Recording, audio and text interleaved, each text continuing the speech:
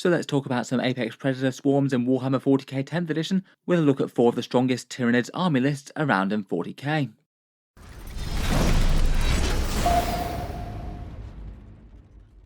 Hello and welcome back to Auspex Tactics, where today we're taking a look at Tyranids once more, and in this video I thought we'd do a focused look on the army list that Tyranid players are running to get success in early 10th edition. Let's talk briefly about Tyranid armies in general in 40k right now, a few of the most common selections that they're using in army lists, and then go through 4 individual high-placing Tyranid tournament lists and look at a few key units in each of them. First up, for Tyranids in Warhammer 40k 10th edition, they do seem to be off to at least a fairly good start power-wise. Their current tournament win percentage is around about the 47% mark, which is solidly mid-tier, maybe a little bit better than the majority of factions in Warhammer 40k.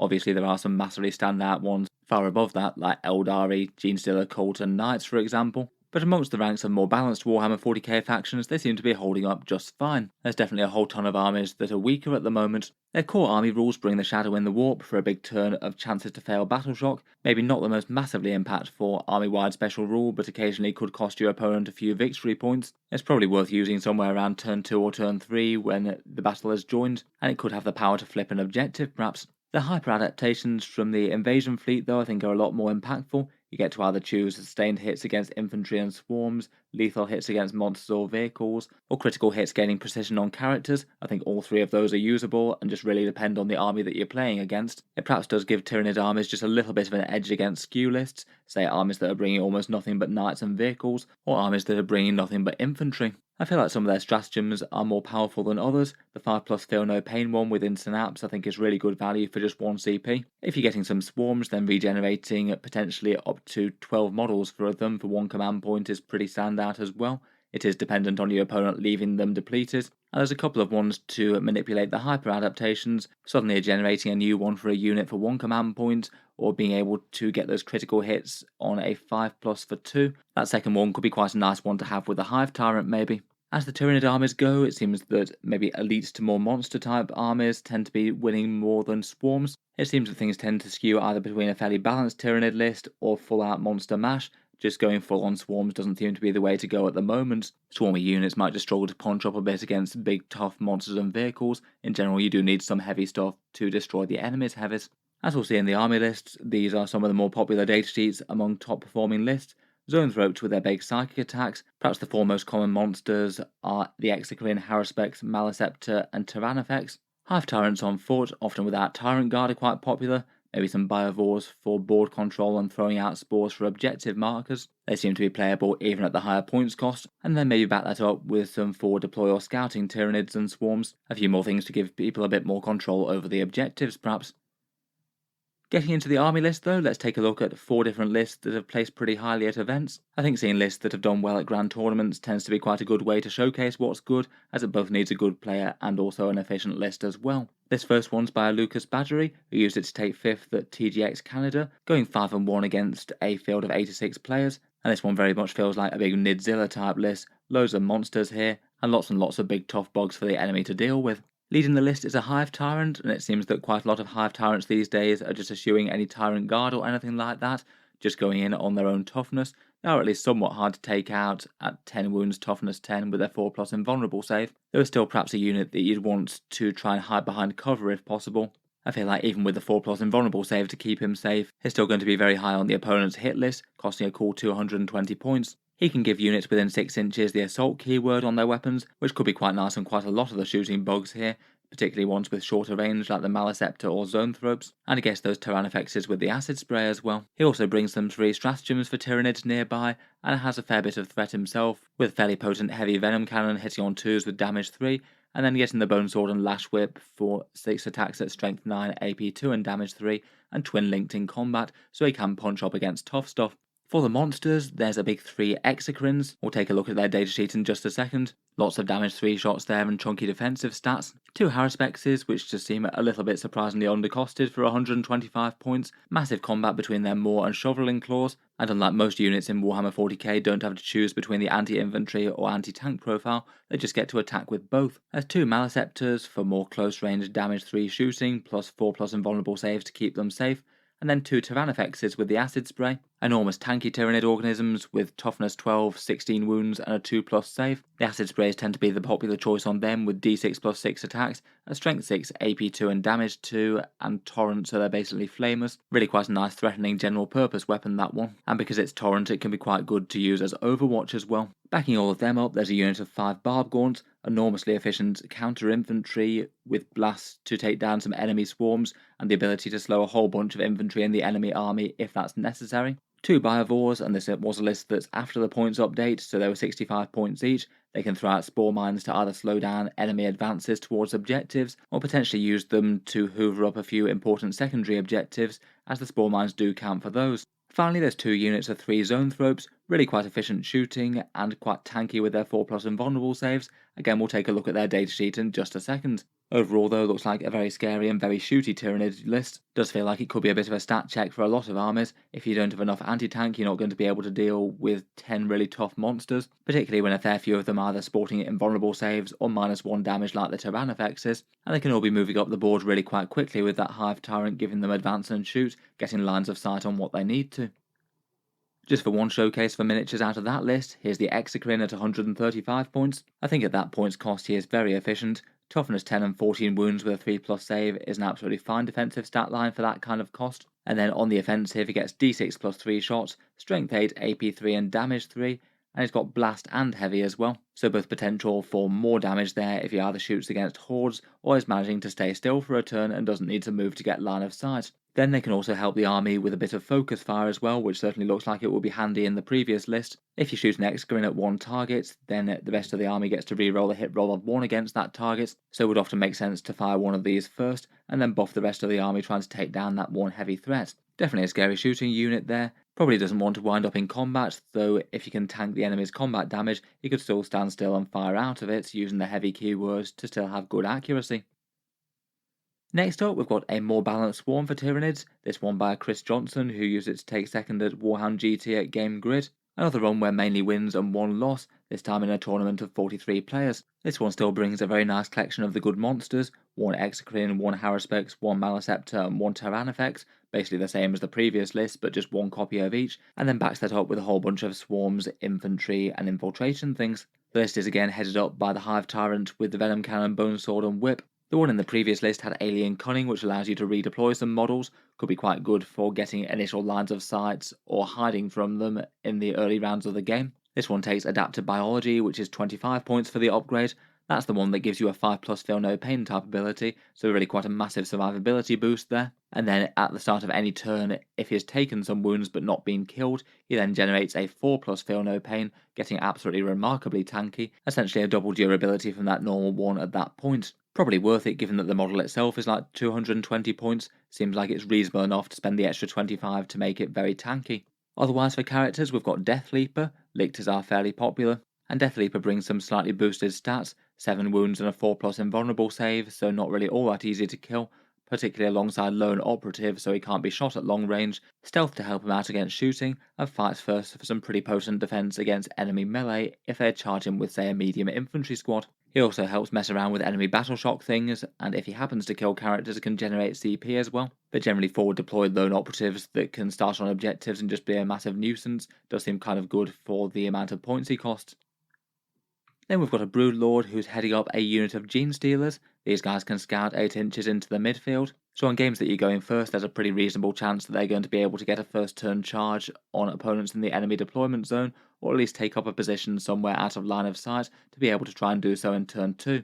Gene Stealers and the Broodlord are at least fairly expensive these days, 180 for the Gene Stealer unit of 10, and then another 100 points for the Broodlord, but they do pack a massive punch against enemies on objectives, a huge flurry of 40 attacks with the Gene Stealers, re-rolling the wound rolls against enemy units that are on objectives, and then with the Broodlord they also get devastating wounds as well, so even if you were just fishing for mortal wounds they'd be near guaranteed quite a lot, plus the Broodlord's own damage output. Really quite scary, and generally a little bit harder to kill than they might have been in the past. Their 2 wounds will keep them a bit safer than they were, though I still say at that cost it doesn't really go quite far enough to actually make them a tanky unit. They still hit harder than they are in terms of toughness. The Broodlord also takes the Synaptic Linchpin enhancement as well. In 10th he doesn't really have synapse on his own keywords, so I guess that is pretty handy to keep the Gene Stealers within range, less likely to be affected by Battle Shock, and could allow you to use, say, that Feel No Pain type stratagem on a 5+, which seems like it could be quite good for them as a unit that's going to be taking some damage. Otherwise in this one we've got some good representation from the swarms, 3 units of 10 gargoyles that can move, shoot, move,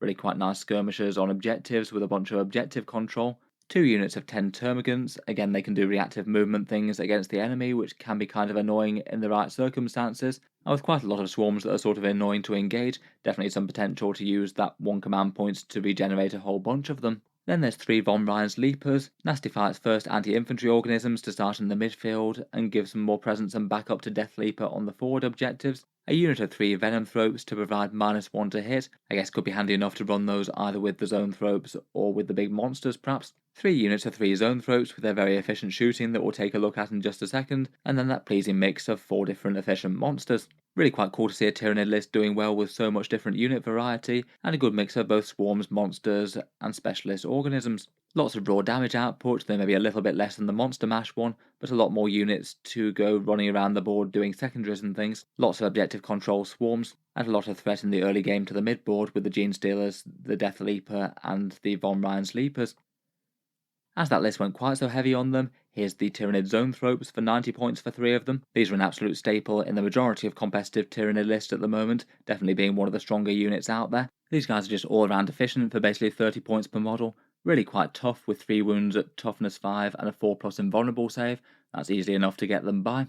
And then when they shoot they can either go anti-tank mode or anti-infantry, Warp Blast for essentially a las cannon shot at 24-inch range with lethal hits, or a blast attack with D3 shots at strength 7, AP2 and damage D3. Really quite nice for throwing into big massed up heavy infantry units, that one. Definitely nice to have on the battle line just literally for their damage and defense alone. Plus they give out an aura of a 6+ invulnerable save to nearby Tyranids, maybe a little bit less helpful for some of the big tough monsters with very high saves already, but kind of handy for things like swarms or gargoyles perhaps that might have been saving on a 5+ or 6. They also do have a very small chance of regenerating some wounds on an enemy unit that fails battle shock nearby. I feel like that's kind of situational. Being synapse just innately is kind of useful as well. Good to have a little bit more of that in the army, so they can do that as well as just their battle line damage output. Next up, we've got a slightly different flavour on Monster Mash Tyranids alongside a Swarmlord. This one appears to have been run by Zavo Melanero Leskamala, which I might have absolutely messed up the pronunciation of there, so sorry if so, who used to take 3rd at a grand tournament called Tormenta de Hostias, winning 4 games out of 5 in quite a big tournament of almost 60 players. Again, it seems like that dependable Hive Tyrant is just a bit too good to pass up. Same loadout with Heavy Venom Cannon and Bone Sword and Whip, this one taking Alien Cunning once more again for some redeploys, granting assault to a bunch of shooting monsters, plus 3 stratagems for a unit within 12 inches. He's also chosen to take the Swarmlord as well, doubling down on Alpha Bug Hive Tyrant goodness. This guy's also going to be keeping the stratagems flowing really quite efficiently. Each gain a command point if he's on the board at the start of each command phase, which is pretty big value in itself, as well as having one of those abilities to debuff one of the enemy's stratagems, making it increase by 1 command point for the rest of the game. Pretty useful if they've got a pivotal one. Otherwise, he's got a general purpose psychic shooting flamer type attack, a bunch of heavy bolter style hits, and slightly better melee than a standard Hive Tyrant, with 8 attacks that's strength 9, AP2 and damage 3 with twin linked with those bone sabers. I feel like those two would still need to be played with at least fairly carefully. Pretty high priority targets there despite the 4+ invulnerable saves, but there are quite a lot of big scary monsters to distract from them in this one as well. Besides the monsters, there's some really minimal investment for probably just doing some objectives or scoring type things. 2 individual Biovores, this was pre-points nerf, so I think the list would probably need to find 50 points, and 1 Pyrovore, quite a nice cheap unit to sit on an objective or sit on a table quarter for doing some engage on all fronts or something like that. Then beyond that there's 2 Harrispexes for the massively efficient melee, 2 Maleceptors for the close range shooting that we'll take a look at in just a second, 1 tanky Tyrannifex with the acid spray, and then there's some Forge World Tyranids on show as well with a couple of barbed Hierodules. Big tanky Tyranids that are at least somewhat analogous to a Tyrannifex, I think. Toughness 12 and 18 wounds with a 2+ save. They cost around about 300 points, so quite big investments, but do have some fairly scary shooting and combat. The biocannons are d6 plus 3 attacks at strength 9, AP 2 and damage 2, and it gets 2 of those. And then the melee is kind of massive with the scything talons, hitting at strength 14, AP 2 and damage d3 plus 3, with a big 8 attacks there. Definitely not something that most tanks and vehicles can afford to get in the way of. Overall pretty scary stuff once more. Lots of dangerous shooting, lots of tanky bugs to absorb firepower, and also a fair amount of command point manipulation between the Hive Tyrant and the Swarmlord. Here's the data sheet for the Maleceptor, who have seen represented in all of the previous lists so far. They seem to be so efficient that they're considered borderline auto-include for Tyranids now, it would seem, at least in the most competitive lists. The Maleceptor is very tanky for the 165 points that he costs, toughness 11, 14 wounds, and perhaps most importantly a 4+ invulnerable save that a bunch of the other monsters don't get. Means that he should be abnormally resistant to anything that's very high AP, like some of the biggest anti-tank guns around. His main attack is a Psychic Overload Blast attack, d6 plus 3 attacks at strength 10, AP minus 2, and a flat damage of 3. Kind of short range on these ones at just 18-inch range. Might be one that's useful enough to pair with the Hive Tyrant to get in range, making the weapon's assault perhaps. It's not quite as punchy in combat as some of them, but say compare with an Exocrine that has a sort of similar damage output in some ways. It does hit far harder than one of those. 3 attacks at strength 9, AP 2 and damage d6 plus 1, or a more anti-horde sweep mode with 6 attacks at strength 7 and AP minus 1 damage 2. Just seems all around a strong bug to have on the front lines, and he's also got a special rule called Encephalic Diffusion. -1 to hit for enemies within 6 inches, and also -1 to wound if they're below half strength as well. Both of those could definitely come into play if the enemy is trying to countercharge the Tyranids, or needs to get onto objectives to try and take them down. A good survivability debuff in melee, so very nice to have these on the front line I think. Finally, we've got a list that I mentioned on the channel before, another more balanced swarmy type list, this one by Cameron Gilbert, who used it to take 4th at Element Games Grand Slam, winning 4 games out of 5 out of 30 players. This one's definitely got a fair bit of overlap with the other more balanced Tyranid list that we looked at, perhaps a similar sort of ratio of monsters. There are a few different choices here. This one's got a winged Hive Tyrant rather than the regular walking one on foot. They take 1 Maleceptor, 1 Exocrine, and then a Scythe Hierodule rather than a barbed one. They're the ones with a Torrent Flamer attack with 3d6, strength 6, AP minus 2 and damage 1, but also pack a massive punch in combat as well, with a huge 10 attacks at strength 14 and d3 plus 3 damage. Otherwise quite a nice mix of units, and really cool to see some Leviathan box minis in play. The Neurotyrant's here to help debuff the Shadow in the Warp, and it does have its own decent flamethrower attack as well. There's 5 of the Barb Gaunts to counter enemy infantry, 3 Von Ryan's Leapers for some infiltration goodness, a Broodlord with Gene Stealers for big mortal wounds on objectives, Old One Eye's backing up the monsters with his 5+ Feel No Pain, though in this one at least he doesn't seem to have any Carnifexes this to lead, and then a few Swarms with objective control in the midboard, 4 units of 10 Termagants with Flesh Borers, 1 unit of 10 Hormagaunts with their big advance and charge so they could get forward quite quickly, and then also a unit of Tyranid Warriors, these ones with the ranged bioweapons with a bunch of Death Spitters and Barbed Stranglers on these. I think it's quite fun to see a Neurotyrant in here. They are really quite cheap and are at least somewhat tanky with a 4+ invulnerable save, plus help out the whole game Shadow in the Warp once per battle. On average you should have a few more enemy units failing that, though it's maybe a bit scattergun as to whether or not important ones fail or not. In any case, pretty cool to see what Tyranids players are putting on the tabletop right now, at least with some success. Let me know what you think of the army list down in the comments below. Which units are you having the most success with your Tyranid armies on the tabletop? And feel free to let me know any other insights as to how any of these were played. I'm sure I'll be missing some tricks, seeing as I'm not the person who designed or run these.